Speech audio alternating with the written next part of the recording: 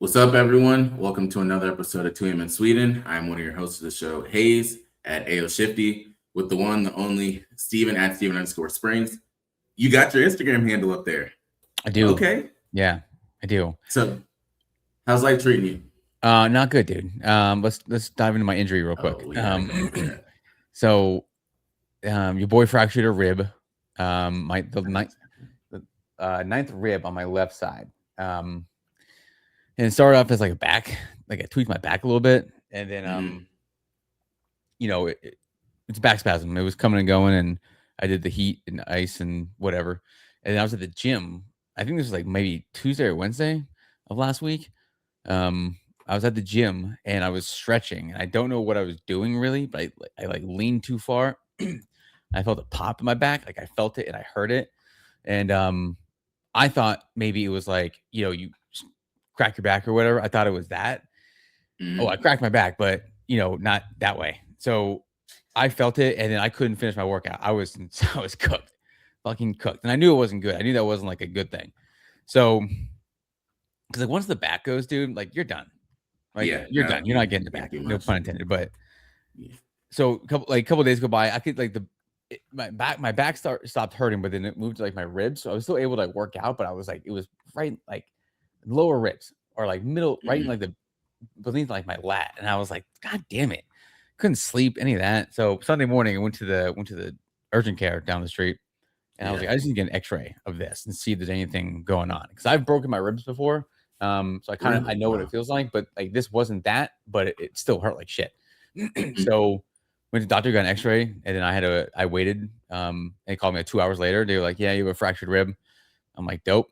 I guess I was like just like the stretch, because I don't do anything else. Like I don't do anything that would result in me fracturing a rib in any way. I have a pretty light schedule. So I fractured it, and she's like, we obviously recommend resting. And I was like, well, I'm obviously not gonna do that. I got shit to do. I got 315 to put up by Memorial Day. So she was like 9. You can't do anything because it's your rib. Like you can't put a brace on anything. 9 to 12 weeks, she said, for it to fully heal, and that's with rest. So we're looking at probably like the 18 to 24 week mark for your boy, because I'm still gonna go do what I do. I texted my chiropractor, and I was like, so what are we working with here? Anything I can do? He's like, no, it's just a pain tolerance thing. And it's like, I can feel it. Like if I stretch a certain way or like, lean too far, yeah, that bitch flares up a little bit. But dog, like stretching, I think it was. I'm not 100% sure that happened. Like that's when it happened, but that's the only thing I can think of. Like, and I just put it back in a weird spot. I felt it, and I don't know. After that, it was downhill. So your boys, I'm not on the IR. We're day to day. Maybe the 10-day DL just to get right real quick. But also, your boy's going to State College this weekend. So yes, that's right. I remember. Yeah. So it's gonna link up with Jay Hill, play some golf with my dad, do all that stuff, see the fam. About the Springer family. And we'll be chilling.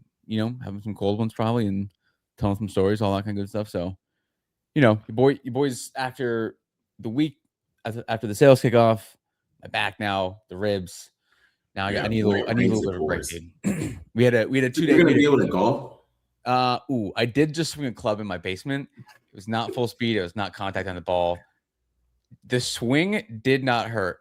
Afterwards, that hurt. So I don't know if I can play. We'll see how 18 goes. I'll just maybe a couple bumps of Advil, whatever, and we'll be good. But yeah. So awesome stories after that.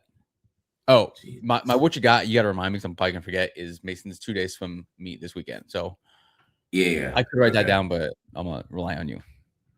No, we're good with that. So all right. It's funny that you end up saying that, because I had two things. Number one, it was what happened.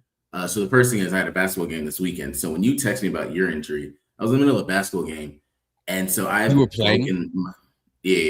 So I've broken my ring finger twice. And so I jammed it. So at this point, anyone that knows, once you break it by that many times, like it's just done. So I'm over here just like moving it around, and I'm like, it's about to be like 5 to 6 days. And I said, Steven put this goal of benching 315 by May. So I said, I can't bitch out now. Like, no, you cannot. I got him this far with the challenge. Yeah. And so I said, all right, we're going to do it today. So I ended up doing 180 all the way up to 235. And then when I got to the 225, I ended up hitting it 5 times. So I said, all right, cool. We can continue to progress. But it was one of those things in my head of Steven's doing this. So, we got to keep going on this roller coaster at this point. Dude, no pain, no gain, but. Yeah, exactly. So I have a what you got at the end. Of course, Jeff is going to be involved in some way, shape, or form in it. We haven't brought him up in a while, but I do want to go into the NBA before we end up getting into the game that was. Also, we did not plan these jerseys. We just both hopped on and then we had these jerseys on. We've had up until March now to be able to understand everything that's going on in terms of the NBA and the streaming platforms where the games are. So we have, of course, Peacock, Amazon Prime, ESPN, just to name a few. Where has been your preferred place to watch the games if you've watched any games so far? I like the NBC squad. I like the Prime too. I just like those players that they have. I'm kind of over the TNT guys, like the ESPN crew now, I guess. I still like Mike Breen. I think that's good. They got a good combo there. But I like the Prime. I like Noah Eagle. The studio folks are good. Nash, Dirk, Blake. They got a good host. I forget her name now. Yeah, I would say Prime or NBC. Okay. Yeah. So since you said Prime, have you seen Steve Nash acting stupid some days up there in the booth? Again, one of those things where I scrolled up, saw it, and I did not watch it, but I did see the image of it. Yeah. So I like Prime a lot. Recently, I guess it's just been the time that I've been on the couch and Peacock's been on. So I've watched a lot of those games, and I don't watch the regular games. I watch in the performance view. It's so much better doing it that way. So for anyone that's watched Amazon Prime, any of the NFL games, they usually have the regular one, and then they have the high analytical one. And that's basically Peacock's version. So I was watching the Knicks game against the Clippers. Right. And like Mikal Bridges, he was coming down the court. Then they had him 2 for 5 from the 3-point line, like 3 stars. Or I wish they had the Heat against the Wizards game, because that would have been crazy to end up seeing that. Or Jalen Brunson in the Knicks game, he made like 3 or 4 shots in a row. So they gave him the like fire symbol. So it became, all right, he's in heat check mode. And it's good for those that probably sports bet too, because you can go off of some of that. But also at the same time, you have when Kawhi Leonard was on fire, or if he isn't doing as well from the 3-point line, you can end up analyzing that. So I've started to pay attention to that. It impacts the game not at all, because you can have the same analyst. So the game I was watching, I know Jamal Crawford was on one. Another game was Reggie Miller. It impacts nothing what they're doing. Reggie and them aren't even probably caring about that component. They're looking at the game. Then you have the people, of course, at home that can watch it. So it adds more to the game itself. I brought that up because that was just something that a lot of people don't see as a big difference. TNT with Turner Network, when they had all their games inside the NBA, the big thing was the players that they had. So you had Shaq and Kenny, what Kenny did run into the screen. You had Chuck as well. And then you also had Ernie, that was just the moderator over there. Then, of course, you had Reggie Miller, Jamal Crawford, and a lot of them that were the in-game analysts and stuff in that sense. So this has just been a bigger thing that they've done, and I commend them. They had to separate themselves from the rest. They started to see what was happening with Amazon Prime. So kudos on that side of it. The next part I do want to bring up is in the NBA, of course, not the game yet, because we'll end up talking about that probably towards the end of the NBA section. It's just going into, we are in March. So we essentially have 1 month left before we end up hitting the playoffs. So rattling off 1 through 6 for the East side. Actually, before I say that, congratulations to the Indiana Pacers. They're the first team eliminated from playoff contention. So you clearly only have one thing in mind, but 1 through 6 on the East side. Pistons, that's the big thing. We'll talk about the challenge next month because we will round that all up. We have the Pistons, 2 through 6. We have Celtics, Knicks, Cavaliers, Raptors, Heat. So Celtics are just getting Jason Tatum back. I personally don't believe he's going to be at full strength at all this year. It's still going to be Jaylen Brown's team, but that is something to watch. The Knicks, I do want to see what they're going to do this offseason. I don't actually think that they're going to make it to the finals. They have a chance if any year. It could be this year, but they're 3. Cavaliers are 4. Reminder for everyone out there, I still think LeBron's going to go there next year. So pay attention to how far they end up going. 5 as the Raptors. They've probably been the sneaky team that a lot of people have not paid attention to. If you're an NBA fan, you've understood what they've been doing up there with RJ Barrett and Brandon Ingram and the rest of the guys over there. And then 6 is the Heat. We could talk about it now because we're at this point. We'll go to the West after that. But did you watch the game yesterday? I did. I watched most of the second half. Okay. All right, what are your thoughts? I want to get your thoughts first because I have a lot to say. Okay. So the first thing is I was not watching the game at first. Then I got like 4 or 5 texts from people saying, turn on the game. Then Stevens just texted me numbers. So anyone that knows the Steven Nash relationship, we don't actually text with words. We'll just say one name and we both know what we're talking about. So then he said, bam, or something to that extent. And I was like, all right, oh shit, like what's really going on? And I would have never guessed, but then you see the team that they played against. Well, I know Steven will get into that. But the biggest thing for me is this man went to the free throw line 43 times. Like, bro, that is the most unheard of thing. 43 times. And most of them were valid fouls. Some of them, all right, they were questionable. But the Wizards just damn near got to a point of not even trying. And they only beat them by 21. Like, Bam had 83 points. He shot 43 shots. Went to the free throw line 43 times. The craziest part about all these stats, the Heat as a team were 50% from the field goal and 80% from the free throw line. Like, it wasn't one of those, anyone that remembers Karl Anthony Towns forced the shit out of that. The coach took him out the game type of thing. Devin Booker was good with his. Kobe Bryant was good with his. I don't believe Will Chamberlain until I see actual video of it. Yeah. So this is the biggest one that we see now. But what are your thoughts? I'm just shocked that it was Bam Adebayo, all the people in the world that was going to get it. Yeah, I think people are mad about that. I think people are mad about a lot of things. Dog. Yeah. This man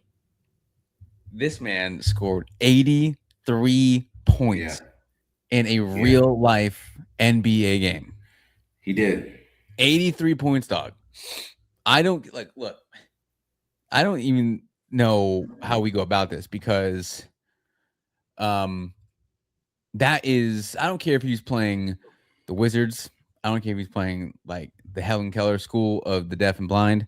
I don't care if he's playing some slapdick, some East Boca Community College, bro. Yeah. 83 points. 83 is 83. Is points are, but dog, points are points. Points are points, man. I don't care how you get them. The numbers are not going to look great when you're trying to get 83 points, dog. No, absolutely. Let's be real here. There's no ethical buckets. That's gone after like 50, 60 points. You're just hooping. You're just trying to hoop at that point. Yeah. And like shout out to fucking Eric Spoelstra for leaving him in the game. He could have taken him out. He's a real one for that. He knew. Bro, he had 70 at the end of the third. I think it was, or close to it. So it's like, dog, he had a full quarter to get this. And there's like 4 minutes left in the game. He had like 77. It's like, oh, yeah, he's going to, he'll get this. Or at least tie it maybe. 83 points, though. That is, I was texting my boy Kumar, and this is basically bucket for bucket we were watching. Going back and forth. I'm just like, I can't believe this man's, I texted him at like 60. All right, he's got 70. Talking 71, 75, 77. Like, man, this man's going to get 80 points, and he did. And he shot 20 and 43, like you say, 42 minutes. And Kevin Durant said this afterwards, and I have a whole rant to go into. KD said, like, the stamina you need to have for 42 minutes to get 83 points, though. Yeah. Get all those shots up. Take the beating. Make the shots. You still got to go out and fucking do it, bro. I say that about everything. You still got to go out and do it. It does not matter who you're playing. I don't care if it's Wizards. I don't care what dog shit they are. You still got to go out and score do it. And he did. He scored 83 points in the game. And there's people discrediting it. I know you saw as much as I did. Like, bro, what the fuck?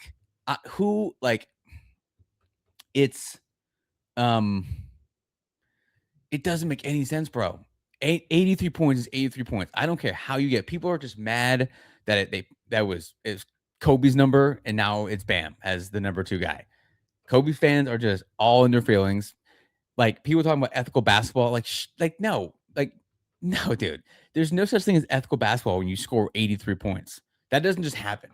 Like some shit's gotta go wrong along the way. You gotta start making shots. You gotta do all this, bro. 83 points.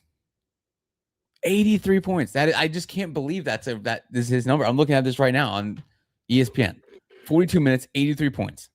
The free throws, whatever, dude. I don't care if he shot 100 free throws. Who cares, dude? They were fouling him. They were actually fouling him. Please tell me you saw the 3-point. Yeah, bro. Like he was just he was chucking that shit out. After a while, bro, you're just slinging it. Like you're just like I got 75 with this much time left, and Spo's leaving me in. Shit, dude. What? Everybody in the league would do that. Oh, absolutely. And like if it was anybody else, if it was one of those guys, like LeBron, Durant, Ant, whatever, it would not be talked about like this at all. Like, and people are just so mad about it for no reason. Like, what are you so mad about? This man scored 83 points in the game. Say that out loud to yourself. Like, Bam Adebayo. Look, I don't care who it is. I don't care. Again, don't give a shit. None of that matters. This man did the work. 42 minutes of basketball, like a real life game. He played 42 minutes and scored 83 points. Shout out to Bam Adebayo, dude. I mean, that might be one of the best accomplishments I've seen in sports, because I don't think people understand like the significance of that. No matter how he did it, he still did it. Like I don't know if that's going to be broken for a while. Like getting over 83 points, dog. Yeah, because most coaches are not going to leave that guy in after absolutely not. 70, because it's probably like the game is probably in hand like this one was. And I get that, running up the score. Shut up, dude. This isn't Little League. Like, shut up. Like this is the league, bro. This is the NBA. And the Heat didn't play better defense. They gave up 129 points, but like that's a shit ton. Nobody was playing defense. That was like the old school All-Star game. Dog, 83 points. That's unbelievable, dude. I can't even put that into context with like another sport. Like if it but like Bam's nice though. Yeah, like he's nice. Like if you've seen people talk about him, like former players talk about him, like they know we can like get buckets, but he just never has to down in Miami. Yeah. So two things with that. Number one, which is a little embarrassing for both sides. No player in the whole game had 10 rebounds. Like all the stats that were made. That's pretty funny. Nobody had 10 rebounds. Nobody had 10 assists. That's pretty funny. Yeah, it's funny. Bam had the most rebounds. He had 9. Yes, damn near getting his own shit at that point, or getting the defensive rebound and just going down the court. The other stat that they were bringing up is Coach Cal and these Kentucky players. That's really where it comes from. I saw the list of the high scores. Yeah. I know that's a big thing for him to have all those different players that he was with. And then you look at the amount of money that a lot of these same Kentucky guards are getting. So, yeah, they showed the updated career highs. Bam was 83, Booker was 70, Cat was 62. There's an asterisk by Cat. De'Aaron Fox had 60, AD had 59, Randall had 57, Cousins 56, SGA is 55. And that's the other part that I want to go into. We can go back to Bam in a second. Did you see the Nuggets and Thunder game when SGA hit back-to-back clutch three-pointers? I saw the highlights, yes. So I always thought he was a good player. I think that game gave me a lot more respect for him because he wanted the ball. He got to a spot both times, did a step back damn near both times, made it both times. Everyone knew it was going to go in. And Jokic at the end of the game just had to respect him, go over to him. And they don't, for anyone that watches the NBA or doesn't, they don't usually shake hands after every single game. So for them to end up doing it after that game is a big thing. This is not college basketball. They usually just go to their locker rooms unless it's a really high contested game. But yeah, I said that because SGA had 55 and Murray had 55. But talking back on Bam, do you think this does anything for the Heat going into the rest of the season? No, they're the 6th seed. No.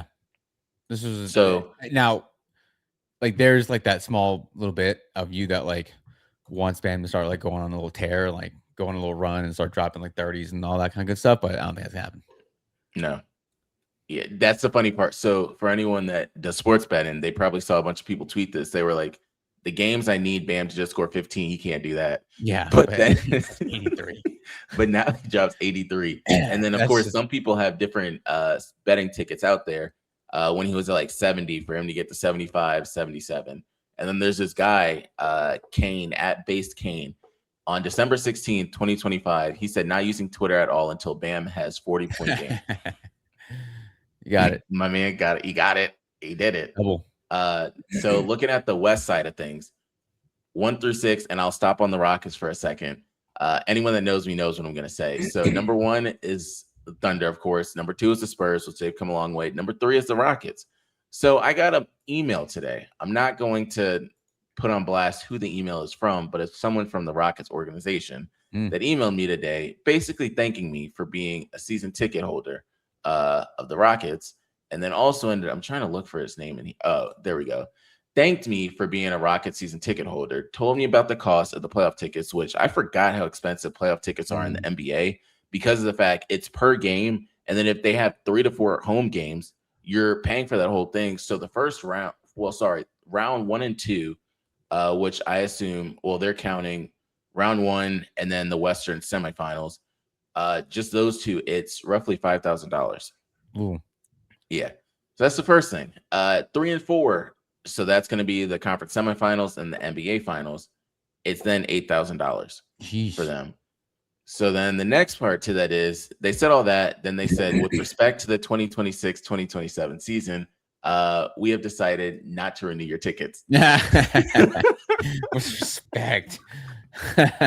So for anyone that knows me, knows exactly why. So we have new ones. And that also goes into my what you got, because I found out a new model in order to do that. But finishing up with the NBA 4 through 6, the Lakers are 4, 5 is the Timberwolves, 6 is the Nuggets. What I really want to see is if the Lakers and Rockets end up playing in the first round, like a 4 and 5 matchup, because they're all just separated by a game to a game and a half. Rockets are 10 games behind first place. Nuggets are 11 and a half games behind first place. So it's really realistic for the Lakers and Rockets to end up meeting. I could see the NBA gods scripting that. Or what's going to happen with the Nuggets? Will the Nuggets end up playing the Thunder in the first or second round? You know, something like that's going to end up happening. Who is Wemby going to end up playing as well? Because you see the Warriors and the Clippers are 8 and 9. They're both going to get those spots. I don't know if the Suns are really going to get that spot, but the Clippers are going to have some sort of spot. You really don't want to end up playing Kawhi at this point. So right now it looks like it would be the Spurs against the Suns or the Clippers, and then the Warriors would get the last spot. But what are your thoughts rounding out the West? I think I did watch the Spurs game with the Heat game last night. They were playing the Celtics. I don't know, man. Wemby is a problem. He's a problem. Yeah. You gotta. I don't know how much I trust him. You know what I mean? But I mean, he's balling lately. He's been hitting crazy step back. But I think the Thunder have. Go back to the East real quick. I think the Celtics are the only team you can probably trust. In the East? Pistons, as much as I love the Pistons, they're in a weird spot right now. They're playing some really shitty basketball, still winning, but playing some not great basketball. So, and my expectations for them would not to go to the finals this year, but like to maybe advance to the second Eastern Conference Finals, whatever. But I don't know how to trust them like fully right now. I know they can turn on, but the Celtics, like you said, they got Tatum back. He's been playing well, but I don't know what the workload is going to be like or what they expect from him. That's the other thing. Like I know he has expectations for himself, but I don't know what the team is feeling. It's stay with Jaylen Brown. I mean, we all know what the dynamic is like there, but I think the Celtics are the only team in the East you can probably trust fully. Like everybody else, the Knicks, no. Cavs, maybe him, maybe James Harden and that squad starts to get hot and gel together, but I think Boston's the only team. But back to the West, I think the Thunder are clearly the best team in the league. Absolutely. Still. Yeah. And I hate it because I hate them. I would not mind seeing the Rockets and the Lakers in the first round. KD and LeBron probably one more time in the playoffs. That would be big. Yeah. That'd be dope. NBA needs something like that. They need that. But I really do like the Spurs because, like, I know the Thunder have Holmgren, but like he's not checking Wemby. So Absolutely not. You see the matchup every time. and he starts like if Wemby starts to like start peaking for this season like shortly, I think the Spurs should be the favorite because I think he's gonna like you can't guard him. Like so, but Thunder I think overall right now the best team in the league. Yeah.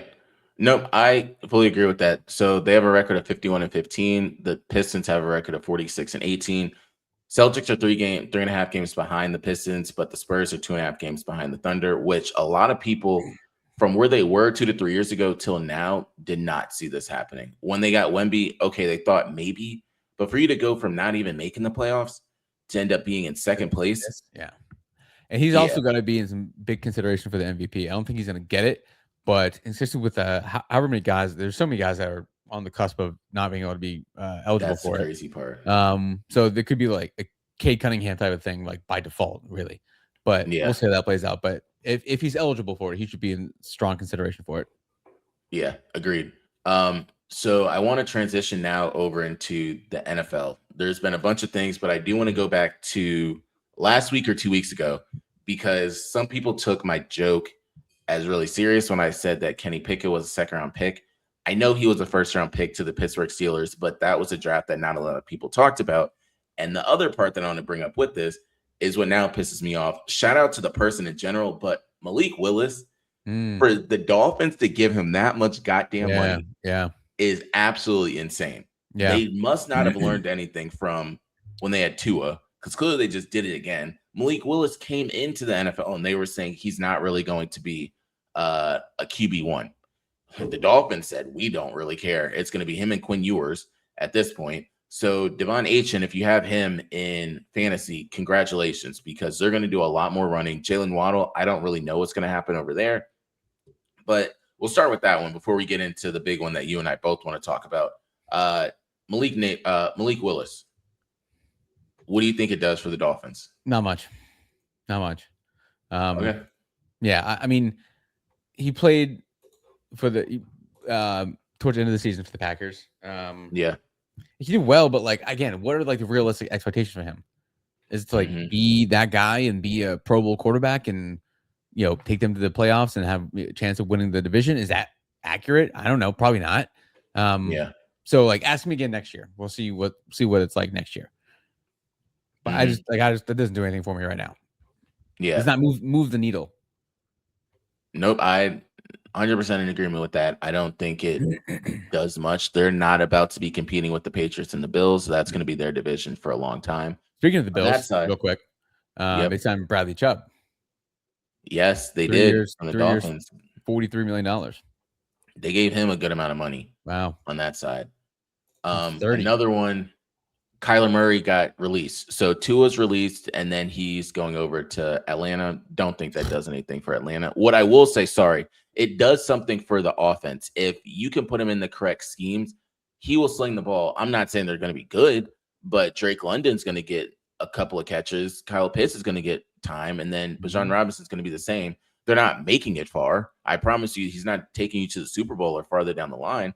But Tua now is there. They released Kirk Cousins, so it's going to be Michael Penix when he comes back, whenever that is, and then Tua, which they got him for the low because the Dolphins are really paying the $99 million in dead cap, and the rest, like $1.4 million, Tua's going to get. So only in sports can you end up leaving your job, them cutting you from your job, and then them still paying you, and then you're going to get a small check from another team. That's crazy. So, thoughts on either Tua, where he's going, or Kyler Murray? Of course, a lot of the sports betting polls are saying Kyler's going to go to Minnesota. Yeah, I don't think it does. I think it does more for probably the Falcons just because of what Tua's used to having the spread. So they can. I mean, if he stays healthy, sure. Like we've seen the glimpses. It's all there for him. He's just got to stay healthy and put it all together and be in the right system. But having Bijan Robinson takes a lot of pressure off of that too. So they might not even ask him to do much. Kyler Murray going to Minnesota. Him and Justin Jefferson, I think, would be a good duo because Kyler Murray can just sling it and let him go the get whole it. Time. And why would you not just target him 15 times a game? Speaking of quarterbacks, though, quick transition to Daniel Jones. I was gonna say, re-signing yep. with them. 2 years, $88 million, 50 He got his guaranteed. money. Coming off Got a his torn money. Achilles. Wild. All right. Oh, We okay. don't even know when he's playing. Yeah, right. He got hurt towards the end of the season. Yeah. That's crazy. So they gave him the money over there, which I don't know. This money for some of them grow on trees. We've seen it. Even let's go into another one. Tyler Lindenbaum. Like, he just got dumb money. He's going to be the highest paid center, far and wide, amongst the other players. Which now we can go into the other topic. What are your thoughts on this trade? Because we texted about it on both sides. Text when it first happened, saying it was a great trade. Texted when it didn't end up happening, and you said it was the physical. Do you still believe it's a physical, or you think the Ravens played a little bit of games? I mean, look, I texted Jay Hill and I was like, "How often does this happen where guys can't fail physicals?" He's like, "Not much."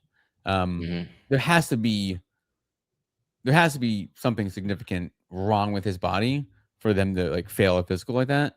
But also, the Raiders like probably know that, right? They Like probably do. they probably know that, but they don't benefit from like lying and like sending him there, and like they're gonna back out of it anyways. They did sign Trey Hendrickson, 3-year deal, 100 mil, something like that, right? Yep. I don't know. Basically same deal as Max Crosby, Yeah. but they keep their 2 first. I don't know like what we're gonna find out about this, but I feel like there's a little bit of some on both sides. Probably more so the Raiders side, which is classic. I think they obviously knew about it. They had to have known that he's hurt. He's coming off like the injury. Like they had to know. This might be like flagged, but yeah, it was wild to see though. But backup plan, they got to sign Trey Hendrickson, I guess. Which is solid. Yeah. Did you hear what Eric DeCosta was saying, that they had the vision of wanting Max Crosby and Trey Hendrickson? I don't believe it for a second. I honestly think that they're playing gamesmanship. Trey Hendrickson is probably involved in it too, saying, "Oh, they promised me. Well, they said we were going to be able to play together." If it comes out at all, what really happened, that's damn near fines and stuff. Yeah, I think it would be, if anything, it would be on the Raiders more so than the Ravens. But yeah, it's always some shit with the Raiders. That's another thing I wanted to talk about. Isaiah Pacheco going to the Lions, so they basically just replaced David Montgomery. At that point, Mike Evans going to the 49ers. Yeah. Okay. Again, what are the expectations for Mike Evans, right? Like realistically, 33. Like slow down a little bit. He still got it, but like slow down a little bit. So I gotta wonder. It's not like he's 28 anymore. He's in like the middle of his career. He's on the back end. Like, what are the expectations for him? I have no idea. Yeah. So that was just another thing, because I think it does more for Emeka Egbuka over there in Tampa, because Chris Godwin's still coming back from his injury. So Emeka clearly has to be, I wouldn't say the wide receiver 1 alone, maybe the wide receiver 1B with Chris Godwin over there, but we'll see, because who the hell knows what's happening with Tez Johnson. We're not going into that story, but if y'all want to look it up, you can look that up. Feel free. Another thing, that Cowboys are trying to get in the mix with a lot of this stuff too. So that's something else that I think some people might end up caring about. I'm just looking at other deals like Javon Hargrave. He was on the East Coast at one point, went out west. He just signed a deal for 2 years, $23 million, including $13 million in the first year. Shout out to the Steelers signing Michael Pittman. They did that trade. I do like that trade. We have a massive receiving core now. I'm gonna find a quarterback. Yes, that's my problem. See, that's the big thing. Come on, dog. Yeah. Just another thing to bring up. So Jalen Hawkins reached an agreement with the Ravens. That's nothing big. Aaron Jones is restructuring his deal. I'm saying all this because this money just grows on trees. They also said in the first 2 days, $3 billion worth of contracts were signed in the NFL. You know what I think is a very good signing? What? Romeo Doubs to the Pats. Ooh, yeah. He got good money. I think that's a very good underrated signing, because he's not like he's not quite like a wide receiver 1, but I think he could be put in that role with the release of Diggs. So I think that's a very solid pickup for them. So 2 wide receivers, because you brought up Diggs. So Diggs and then also Tyreek Hill. Where do you think they end up? Tyreek Hill, I mean, He's coming off stupid injuries right Yeah, now. stupid injury, dude. I mean, Diggs has like the legal stuff going on. He's got the off the field drama. Someone's gonna sign him, right? Absolutely. It's probably gonna be something we don't expect. But Tyreek Hill, it's probably gonna be easier to sign Diggs than it is Hill because Hill's coming off that catastrophic injury that is. I mean, I'd be shocked if he is what he was. One we texted about Kenneth Walker going to the Chiefs. I think that's a huge pickup for them. That's a big, especially with Mahomes coming off the injury. They need someone that can carry the rock like that. They haven't had that in a while, so I think that's big for them. No. But yeah, Tyreek Hill, I'd be very interested to see because that was early in the season, right? Yeah, that was early. So it was ugly. I don't know. I don't even remember what the injury was exactly. The knee, something else. He fucked everything up. It was damn near the whole thing. Yeah, it was tough. That was tough. You hate to see that for someone like that because he's not going to be Tyreek Hill. Never. Yeah. I hate that. For you, Cam Hayward, he got good money for a 1-year deal, $32.25 million, including 16 fully guaranteed. Wow. And just like grows on trees. Terry Cohen's going to the Eagles. So the Seahawks have lost Kenneth Walker, Tariq Woolen, Boye Mafe, and Kobe Bryant. And Tariq Woolen is getting 1 year, $15 million. Okay. So now they have 1 Cooper year DeJean. Yeah, that's Quinyon Mitchell and then Tariq Woolen. So you have the three of them back there. 1 year, $15 million. Like that's insane. Now the one that absolutely. My question for you is George Pickens. He got the franchise tag, and the franchise tag does not put him in the upper echelon of the wide receivers. He's not up there with Jamar Chase and Justin Jefferson.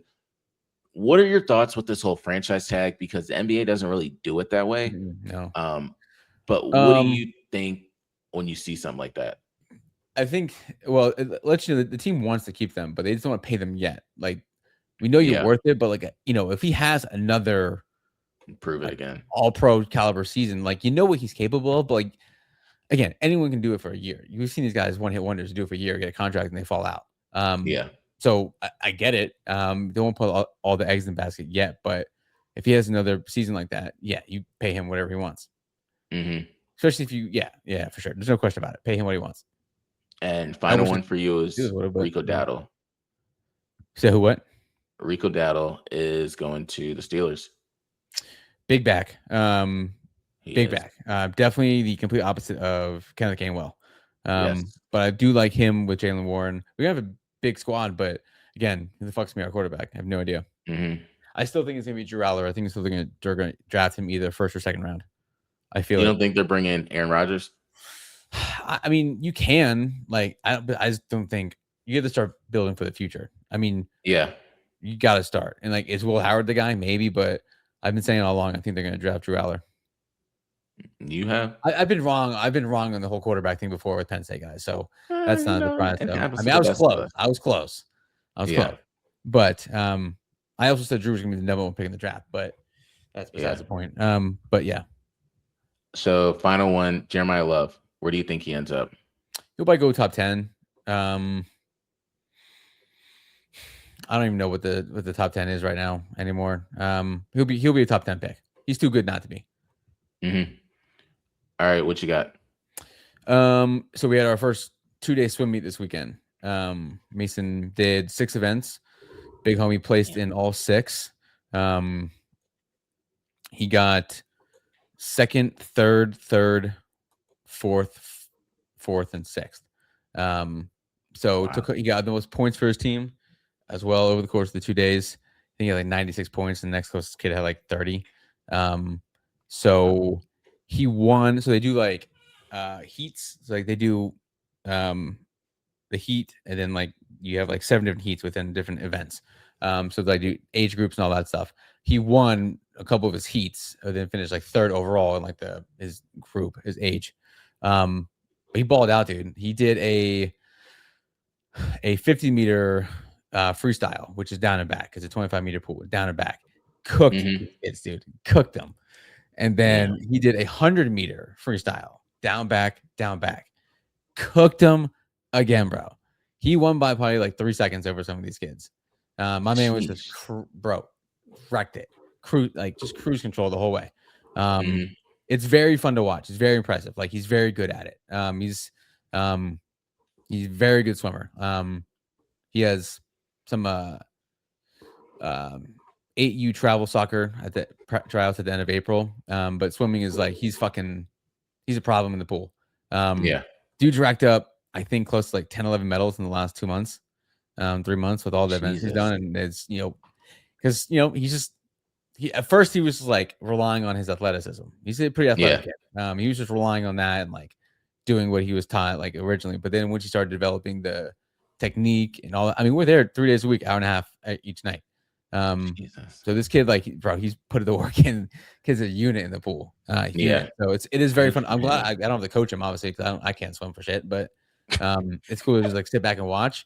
So it's very fun to watch. Once he gets older, we'll see where it goes. But and then in the summertime when he swims like the neighborhood swim team, he's gonna just fuck these kids up, dude. And I can't 100%. wait. I cannot wait because the competition isn't the same.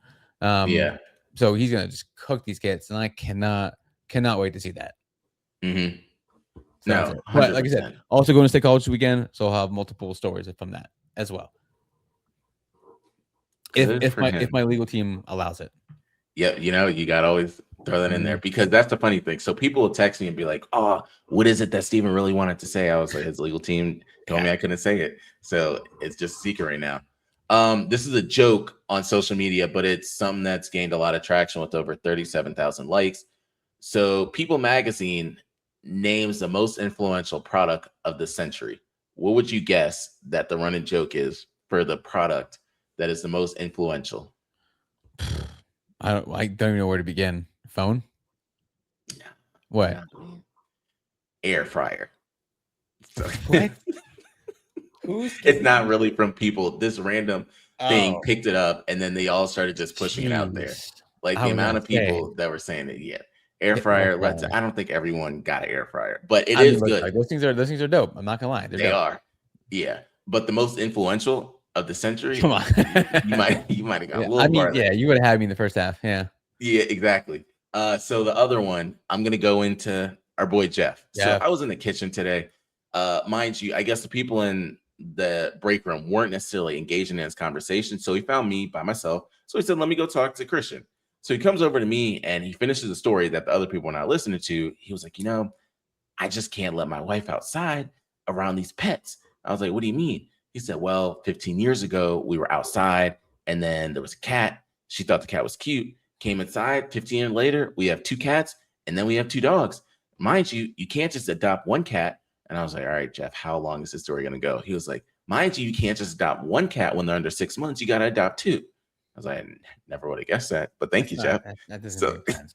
So that's Jeff's story for today. But my big shout out is actually to ChatGPT. I use ChatGPT so goddamn unhealthily much for almost everything. When I say so, I told Chat, I said, yo, Chat, Houston Rockets said I can't have tickets next year. They were like, all right, don't worry. Just give us all the analysis. They populated 3 other teams. I can't tell you guys because then if I tell you all and someone snitches, then my whole plan backfires. But then I told them about my NFL plan. I'm probably going to get rid of my Houston Texans tickets. I'm not doing the work. Chad is doing it. I just plug in all the numbers. Chad gives me all of it, gives me a whole model and stuff like that. And I'm good. I use Perplexity for work. Okay. Because like for like we have a call, like something that records our calls, right? And we got to get notes from it and do all that. So we put the call transcript into Perplexity and it spits out like a summary and like goals and objectives and all that stuff. You just do that. Don't worry about it. It's crazy. Not a damn thing. Nothing. Like there's like a little bit of legwork that I got to do, like to transfer and like put some of my own wordage in there and all that stuff. But it's like it's doing like 90% of what I need it to do. Yeah. And the other 10% is like not that bad. So wild. Exactly. Yeah. Our job uses Copilot. We are fucked too. I'm telling you, people's jobs are done. As long as this keeps getting better, you're done. So real quick. Speaking of that, work related, like I'm in sales. sales is going to be taken over in like 10 years. Like it may be less than that, like fully. Like we're done. Yeah. I'm cooked. So I don't have much longer. So your boy's trying to take on like 4 or 5 different projects for work this year. Yeah. And like just bust my ass and work my way up a little bit. And by like next year, not have to worry about it. Get some other type of role. There's going to be some openings coming up. I heard, little rumblings.